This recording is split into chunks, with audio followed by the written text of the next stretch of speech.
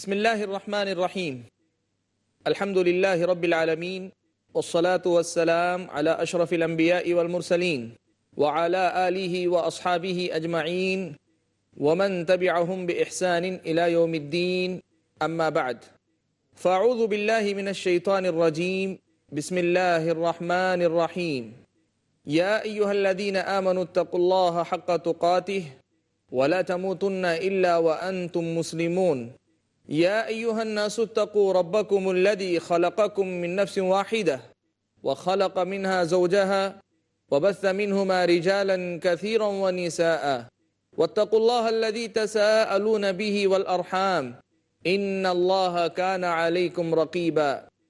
يا أيها الذين آمنوا اتقوا الله وقولوا قولا سديدا يصلح لكم أعمالكم ويغفر لكم ذنوبكم ومن يطع الله ورسوله فقد فاز فوزا عظيما.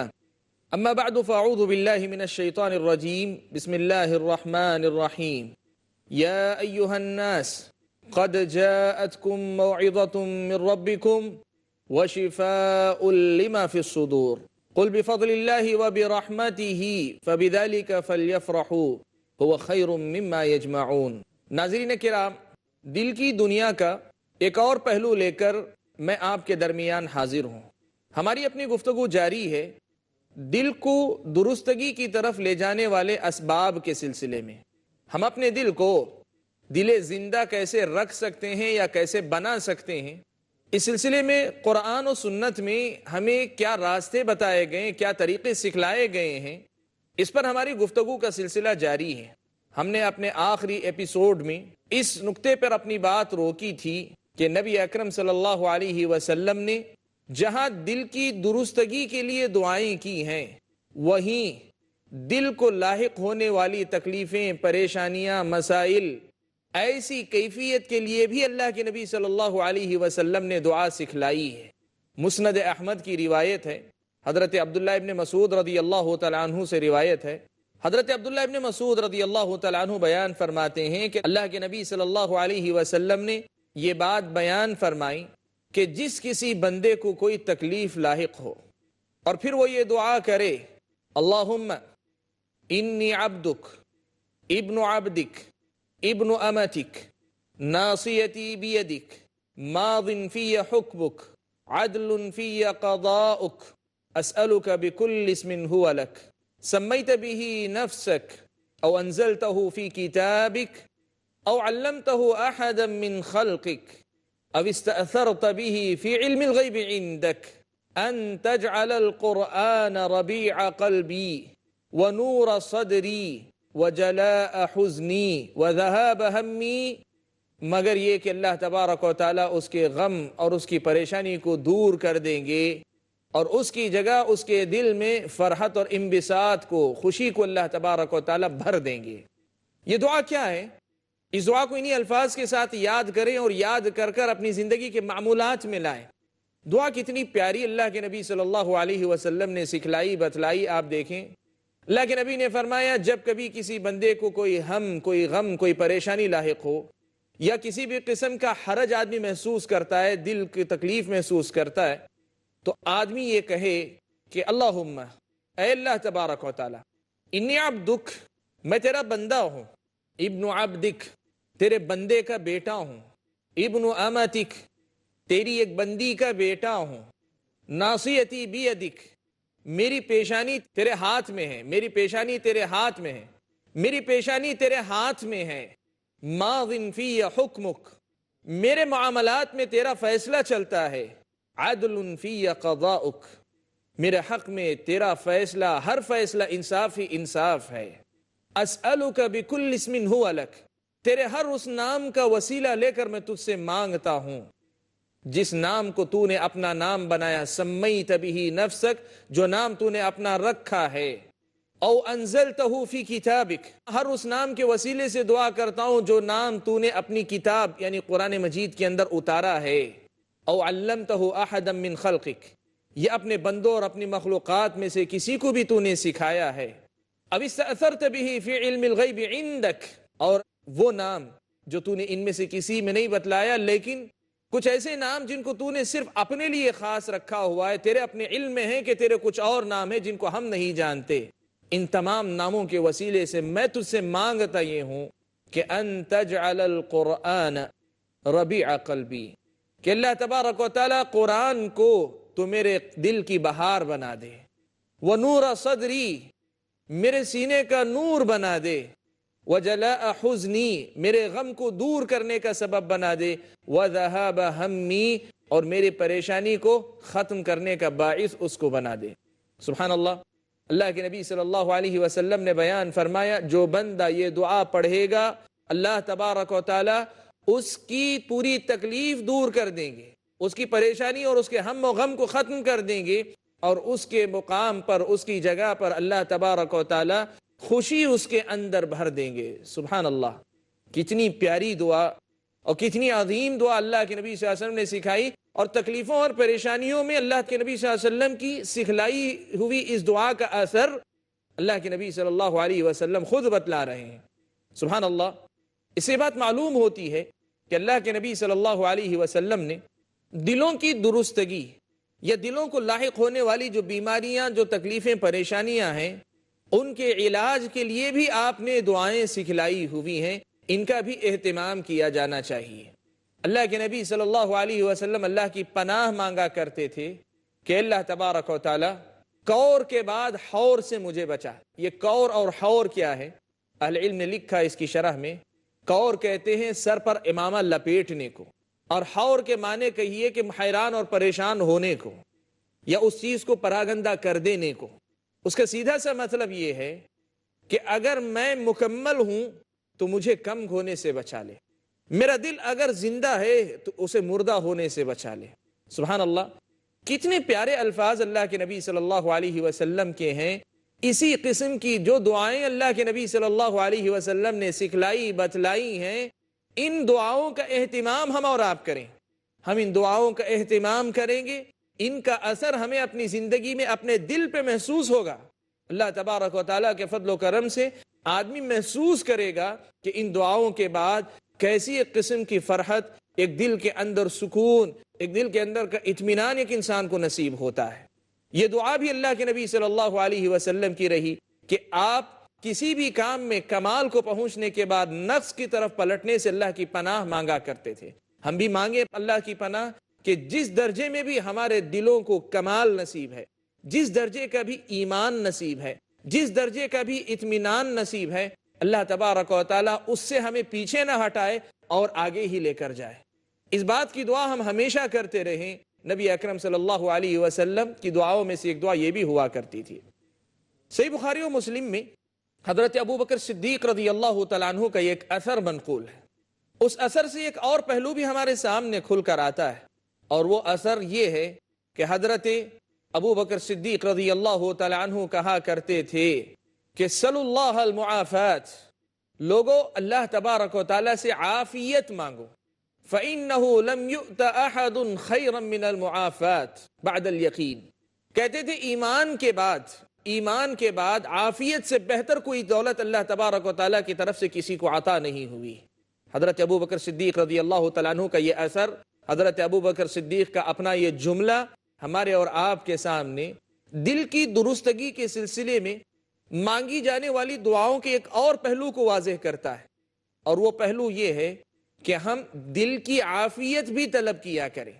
ہم مانگتے ہیں اللہ تعالیٰ میرے اعضاء صحیح سالم رکھ، میری آنکھ، میری سماعت، میری گویائی، میرے اپنے ہاتھ پیر، یہ سب صحیح سالم رکھ. عافیت اس کے لیے بھی طلب کرتے ہیں، لیکن عافیت، اصل عافیت تو دل کی عافیت ہے نا، اس لیے کہ اصل تو دل ہے. جب وہ ٹھیک تو سارا جسم ٹھیک، اگر وہ بگڑا تو سب بگڑ گئے.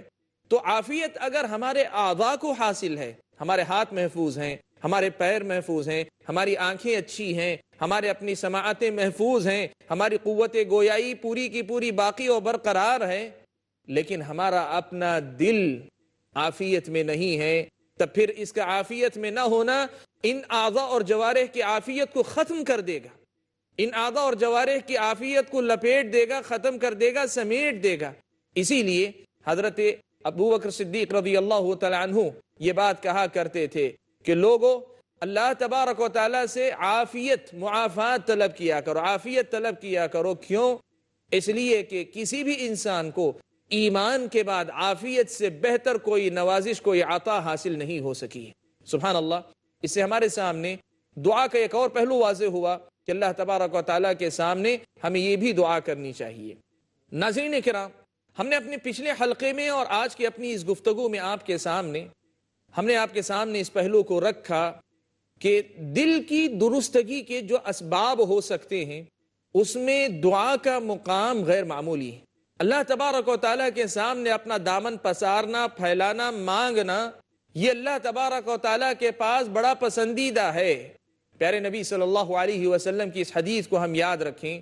اللہ کے نبی صلی اللہ علیہ وسلم نے فرمایا، من لم يسأل اللہ یغضب علیہ، من لم يسأل اللہ یغضب علیہ، جو اللہ سے نہ مانگے اللہ تبارک و تعالیٰ اس پر غصہ ہوتے ہیں۔ تو اللہ تبارک و تعالیٰ سے ہم دلوں کی عافیت مانگے۔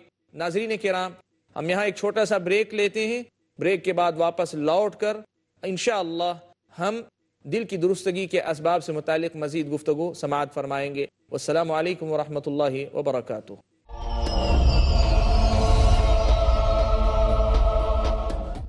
بسم اللہ الرحمن الرحیم۔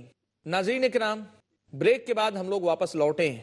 بریک پر جانے سے پہلے ہم لوگ دل کی درستگی کے اسباب، اس موضوع سے متعلق بہت ساری باتیں سن رہے تھے۔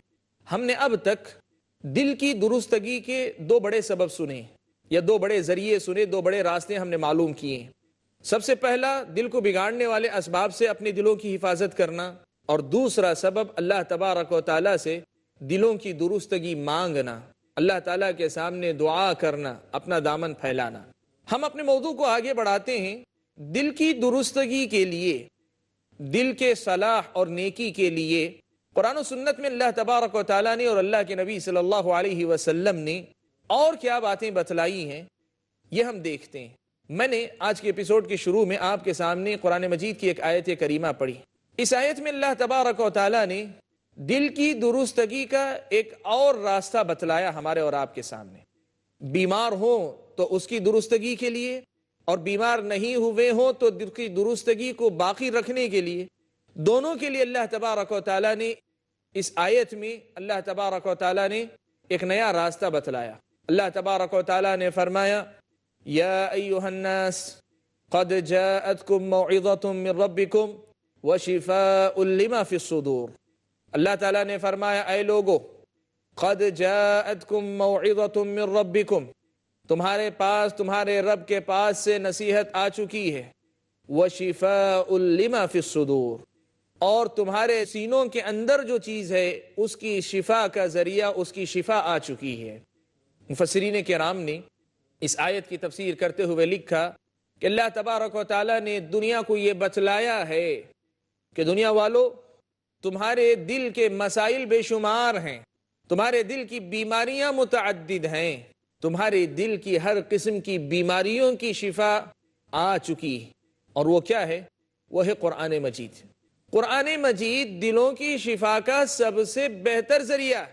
یہ اللہ تبارک و تعالیٰ کا کلام ہے، اور اللہ تبارک و تعالیٰ کے کلام کی اپنی ایک تاثیر ہے، اس کا اپنا ایک اثر ہے جو نہ الفاظ میں بیان ہو سکتا ہے، نہ کوئی تعبیر ہی اس کا حق ادا کر سکتی ہے۔ یہ اثر محسوس کیا جانے والا ہے، یہ چیز ایسی ہے جو تجربے سے سامنے آتی ہے، کسی کی تقریر یا تحریر اس کا احاطہ اور اس کی کیفیت کو کما حقہ بیان نہیں کر سکتی۔ اللہ تبارک و تعالیٰ کا کلام، اللہ تبارک و تعالیٰ کا یہ قرآن، یہ ہمارے اور آپ کے سینوں کے زنگ کو صاف کرنے کا ذریعہ ہے۔ قرآن کی یہ الفاظ آپ اور میں دیکھیں، وَشِفَاءٌ لِمَا فِي الصُّدُورِ، سینوں میں جو ہیں ان کی شفا آئی ہے تمہارے پاس۔ سبحان اللہ۔ یہ شرک سے بھی شفا ہے، یہ بدعتوں سے بھی شفا ہے، یہ شیطان کے غلبے سے بھی شفا ہے، یہ ہمارے اپنے نفس کی سرکشی کے مقابلے میں بھی شفا ہے، یہ ہر قسم کی نفسیاتی نفس کی بیماریوں کی شفا ہے۔ میرا اور آپ کا نفس بڑا عیار و مکار ہے، اگر اس پہ آپ اور میں قابو رکھیں بڑا کمزور ہے، اور اگر ذرا سی ڈھیل دیں اتنا شہزور ہے، اتنا زوراور ہے کہ اچھے اچھے پہلوان اس کے ہاتھوں پچھاڑے جاتے ہیں۔ اور قرآن مجید کے اندر یہ قوت، یہ تاثیر اللہ تبارک و تعالیٰ نے رکھی ہے کہ یہ قرآن شفا ہے، یہ قرآن مجھ کو اور آپ کو شفا دیتا ہے، میرے اور آپ کے سینے میں وہ ٹھنڈک اتارتا ہے جو ٹھنڈک میرے اور آپ کے جذبات کو سکون عطا کر دے، میرے اور آپ کے سینے کے اندر جو بیکلی ہے اسے ایک ایسا سکون دلاتا ہے جس سکون کے بعد آدمی زندگی میں کبھی اضطراب سے شاید دوچار نہ ہو۔ اللہ تبارک و تعالیٰ کے کلام کا جو اثر، جو تاثیر ہے، اس کو تجربے ہی سے جانا جا سکتا ہے۔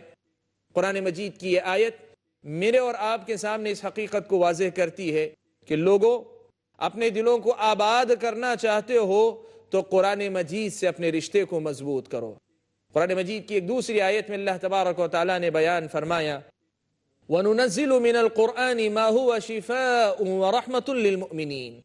اللہ تعالیٰ نے فرمایا کہ ہم قرآن میں سے وہ اتارتے ہیں، یعنی وہ قرآن آپ کے پاس اتارتے ہیں، ما هو شفاء، جو کہ شفا ہے، وَرَحْمَةٌ لِّلْمُؤْمِنِينَ، اور مومنوں کے لیے رحمت بھی ہے۔ یہ مومنوں کے لیے شفا بھی ہے اور مومنوں کے لیے رحمت بھی ہے۔ سبحان اللہ۔ ویسے تو قرآن پوری انسانیت کے لیے شفا ہے، ہر انسان کی ہر بیماری جو اس کے نفس میں ہو، اس کے سینے میں ہو، اس کے لیے شفا ہے اگر وہ شفا حاصل کرنا چاہے۔ لیکن اللہ تعالیٰ نے شفاء و رحمت للمؤمنین خاص طور پہ مومنوں کا تذکرہ کیا۔ شاید یہ ویسی ہی تعبیر ہے جیسے قرآن کتاب ہدایت ہے، لیکن اللہ نے کہا ہدی للمتقین، یہ متقیوں کے لیے ہدایت۔ اس کا مطلب یہ ہوا، مفسرین کرام نے لکھا ہے ہدی للمتقین میں کہ قرآن تو کتاب ہدایت ہے لیکن حقیقی معنوں میں ہدایت اٹھاتے متقی ہی ہیں۔ اگر اسی تفسیر کی روشنی میں اگر یہاں بات کی جائے تو قرآن ویسے تو کتاب شفا ہے، لیکن قرآن کو کتاب شفا کی حیثیت سے استعمال وہ کرتے ہیں جو مومنین ہیں۔ سبحان اللہ، یہ کتنی بڑی ترغیب کا پہلو ہے کہ قرآن کو اللہ تبارک و تعالیٰ نے ہمارے سینوں کی شفا، ہمارے اپنے دلوں کی تطہیر اور پاکیزگی، ہمارے اور آپ کے دلوں کی نرمی اور ہمارے اور آپ کے دلوں کی پاکیزگی کا ذریعہ اللہ تعالیٰ نے بنایا ہوا ہے۔ وَشِفَاءٌ لِّمَا فِي الصُّدُورِ، دلوں کے سینوں کے اندر جو چیزیں ہیں اس کے لیے اللہ تبارک و تعالیٰ نے قرآن مجید کو شفا بنایا ہے۔ ابھی پچھلے ایپیسوڈ میں ہم نے نبی اکرم صلی اللہ علیہ وسلم کی اس حدیث کو سنا تھا جس کو حضرت عبداللہ ابن مسعود رضی اللہ تعالیٰ عنہ روایت فرماتے ہیں، مسند احمد کی روایت، کہ اللہ کے نبی نے فرمایا پریشانی میں آدمی پریشانی میں یا کسی بھی حیرانی کے موقع پر اللہ کے نبی صلی اللہ علیہ وسلم کی سکھلائی ہوئی یہ دعا پڑھتا ہے، جو دعا اللہ کے نبی نے سکھلائی ہے، تو اس کے سارے ہم و غم ختم ہو جاتے ہیں۔ اس دعا کا ایک حصہ یہ بھی تھا، اللہ کے نبی صلی اللہ علیہ وسلم نے لمبی دعا میں یہ بھی بیان فرمایا تھا، ان تجعل القرآن ربیع قلبی، اللہ تبارک و تعالی قرآن کو تو میرے دل کی بہار بنا دینا۔ سبحان اللہ، موسم بہار کا لطف اپنے گھروں سے موسم بہار کے اندر کسی ایسے مقام پہ جہاں سب کا سب قدرتی منظر ہو، پرندوں کی چہچہاہٹ ہو، پانی کا جھرنا بہتا ہو، ہرا بھرا منظر ہو، ماحول ہو، اور آدمی ایک سکون و اطمینان کے ساتھ ایسے قدرتی منظر میں جائے، سانس لے، اسے احساس ہوگا کہ موسم بہار کیا ہوتا ہے۔ اور ویسا موسم بہار آپ کے اپنے سینے کا، آپ کے اپنے دل کا ہو جائے، آپ کے اپنے دل میں آ جائے، اس کے لیے ضروری یہ ہے کہ بندہ قرآن مجید سے تعلق مضبوط کرے۔ ان تجعل القرآن ربیع قلبی، اللہ تبارک و تعالی قرآن مجید کو تو میرے سینے کی، میرے دل کی بہار بنا دے، ونور صدری، قرآن مجید کو میرے سینے کا نور بنا دے، وجلاء حزنی، اور میرے پریشانی اور میری جو حیرانی یا میری جو تکلیف ہے اس کے زائل ہونے، ختم ہونے کا ذریعہ اس کو بنا دے، وذهاب ہمی، میرے ہم و غم کو دور بھگانے کا ذریعہ اس کو بنا دے۔ اللہ کے نبی نے بیان فرمایا جو آدمی یہ دعا کرے گا، قرآن مجید کو اس حیثیت سے لے گا، اس کا مطلب یہ ہوا کہ ایک طرف تو اس کی دعا کرنی ہے، دوسری طرف یہ پیغام بھی ہے کہ لوگوں یاد رکھو قرآن سے رشتہ مضبوط رہے گا، تمہارے دل موسم بہار سے آشنا ہو جائیں گے، تمہیں پتہ چلے گا کہ دل کے اندر آنے والی بہار کیسی ہوتی ہے، کیا ہوتی ہے۔ وَنُورَ صَدْرِي، اپنے سینوں کو منور کر لوگے اگر قرآن سے رشتہ جوڑ لوگے۔ سبحان اللہ، بعض اہل علم نے لکھا ہے، بعض اہل علم نے کہا ہے کہ دیکھو قبر کے اندر اپنے نور کو دیکھنا چاہتے ہو کہ کتنا نور تمہیں ملنے والا ہے، تو تم یہ دیکھو کہ تمہارے اپنے سینوں کے اندر ایمان کا نور کتنا ہے۔ اور یہ بات ہم سامنے رکھیں کہ سینوں کے اندر یہ نور پیدا ہوتا ہے، اس قرآن مجید کے ذریعے پیدا ہوتا ہے، اسی لیے اس کو طلب کرنے کا حکم اللہ کے نبی صلی اللہ علیہ وسلم نے دیا۔ وَنُورَ صَدْرِي، میرے سینے کا نور بنا دے قرآن کو۔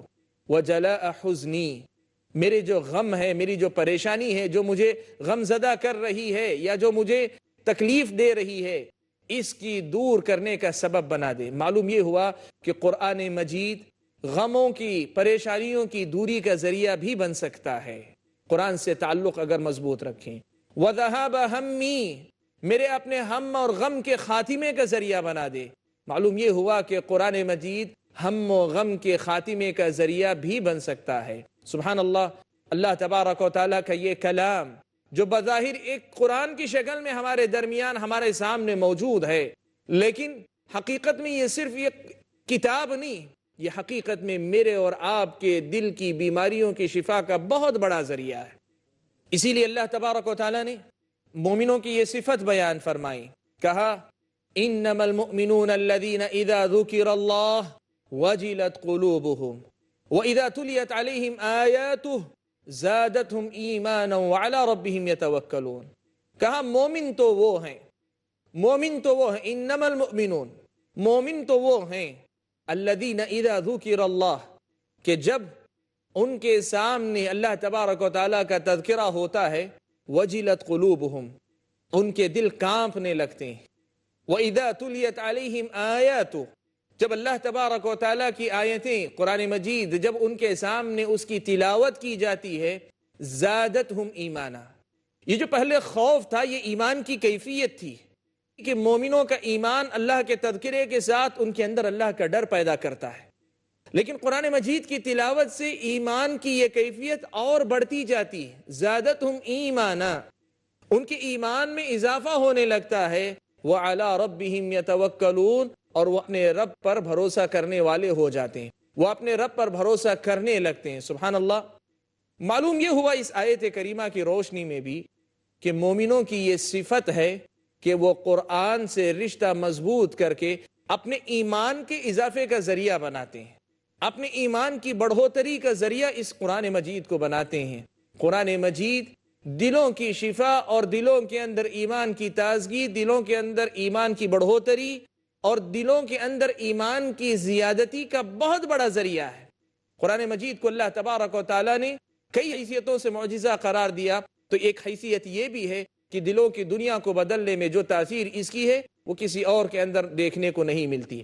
ناظرین کرام، آج کے اپنے اس حلقے کو ہم اسی پر روکتے ہیں، اپنے موضوع کو اگلے حلقے میں بھی جاری رکھیں گے۔ والسلام علیکم ورحمۃ اللہ وبرکاتہ۔